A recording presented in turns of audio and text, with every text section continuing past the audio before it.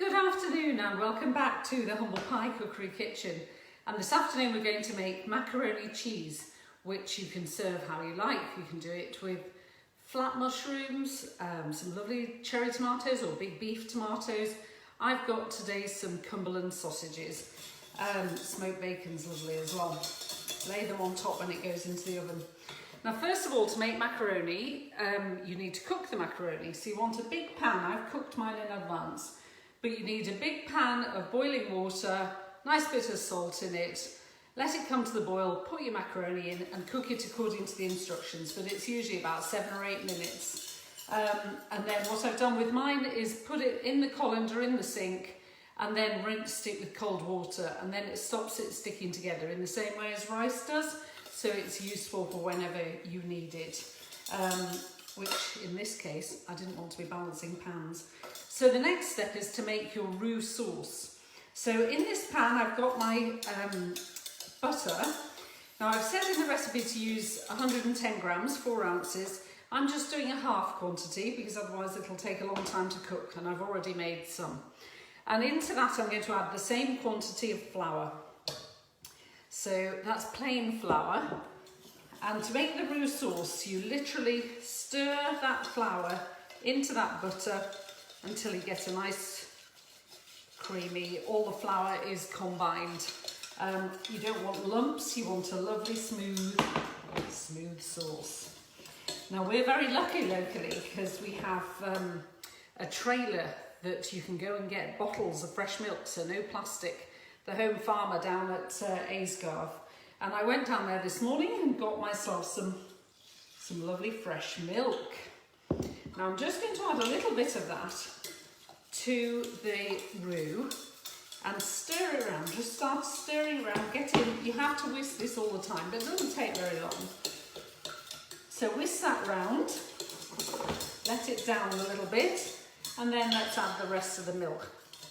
So I'm just doing a half quantity, so I've got half a litre. That's just under a pint's not a pound. And carry on stirring that. Now I want my temperature on, obviously. Put it on to about 4 at home because you don't want it to catch on the bottom of the pan. You can of course do it in the microwave. Having said that, in my experience, half of it ends up in the microwave. Because it bubbles over. So I prefer to do it in a pan, but you do have to stir. And then I'm just going to add to that, the same way as we did with the cheese scones the other day, anything with cheese, just a little bit of mustard adds to the piquancy of the cheese. So that's there. So we're going to stir that. So this just takes a few minutes. That's just coming together. Now you need to keep stirring. You want a lovely smooth sauce. You can always add a little bit more milk if you need to. So I've got some Cumberland sausage that I've got from my local butcher's in the oven, and I'm going to put those with it at the end. And I like to put the macaroni and cheese together, put it into a nice pan, which we'll do, and then put the sausages or bacon or tomatoes on the top of it, pop it in the oven to crisp up and cook, and then all the juices go into the macaroni, so it's delicious. So while I'm stirring this, we'll have a quick chat about next week. Now we had a poll last week, if you remember, and we made pizza on Friday night. So I promised those that ordered curry that we would make curry this week. So we're going to make chicken curry on Friday. And then I thought next week we will make a lamb cake for Easter. I thought we'll do a lovely sponge cake, and we'll have to do it in 2 batches. We'll do this on Wednesday, I think. We'll do it in 2 batches. We'll make the cake in the morning and then we'll decorate it in the afternoon. And I don't know whether any of you've seen, but do have a look on Facebook. There's a competition at Simonston Hall. Jake is asking for entries for Easter cakes for children. This is for children. And you can win a prize. And it gets judged by, I can't actually remember his name, sorry, who was on Bake Off. So that'll be really exciting. So it would be great if we can think of some ways. I'll decorate mine, you can do it how you like, but we'll get that done next week.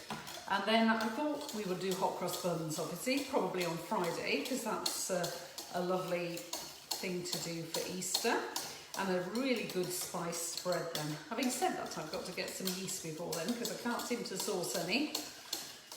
And then we've got one more day, and I'm not quite sure what we'll do yet, but I thought maybe we're ready for a bit of a treat for the adults.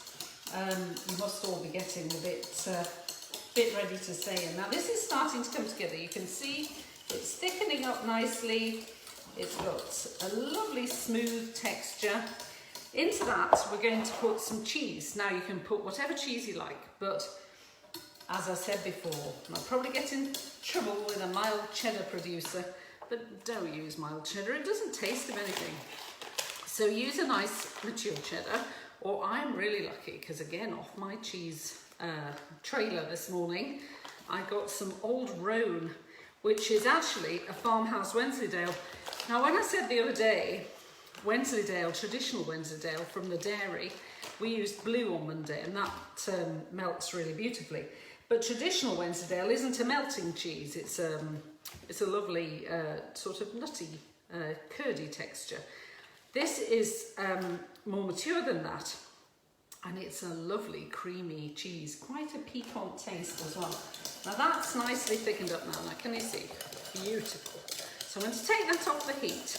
Now never add your cheese while it's on the heat, and never add your cheese until your sauce is ready, because it will go all stringy. It's lovely if you add it now. That's a really nice smooth cheese sauce. Right, I'm going to just grate this, whoops, flying Old Roan Wensleydale. And it's beautiful. We're so lucky up here. In fact, I think we ought to do something with Ribblesdale cheese, which is a goat's cheese and is gorgeous. Again, produced in Hawes. So you've got the Wensleydale Creamery up the road. We've got a home farmer down the road in Aysgarth, and we've got the Ribblesdale Cheese Company on the industrial estate in Hawes. And so we're really, really lucky. It's our beautiful limestone pastures, you know.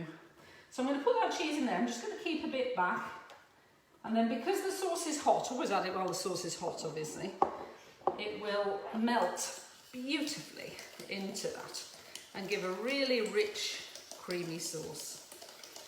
Now, as I said, I've cooked my macaroni, but it would be about right, you know, just give it a few more minutes and yours will be ready too. That has not got a lump inside. I've just spilt a bit there, but never mind. Beautiful, creamy sauce. So that is just a roux sauce, and a cheese sauce useful for anything, make lasagna, whatever. Now, I always add the pasta to the sauce, because the worst thing about macaroni cheese is if it's really thick. So you want it. Now we've finished whiskey, so I'll put that over there. I've got my macaroni here. Now I've cooked 500 grams because I've made some sauce before. You really want, for a family of 4, you want about 300 grams or a 250 gram pack, because you're putting sausages and things with it. So I'm going to put my pasta into my sauce because I don't want to put too much pasta. If you've got a bit left, just keep it for a salad or give it to the birds, they love it. So I'm going to put a bit more in there. So you still want, because when you pop it, if you served it straight away now, that would be fine. We're going to pop ours back in the oven for a bit. So you need to make sure you've still got a nice bit of sauce, because the pasta will continue to absorb some sauce. So that is a nice, really creamy, yummy thing. So I've got a lovely dish here, and I'm going to put my macaroni in there. Ooh. And then I'm going to take, I've cooked the sausages in advance, obviously, because your macaroni is cooked, so you don't need to cook that again. That's a really lovely cheesy macaroni. Let me grab these sausages out of here that I've cooked before. And then if you just, I haven't got something to pick them up with, it's a bit silly, I'll just use this knife. You pop those round, and then they've got all those lovely juices.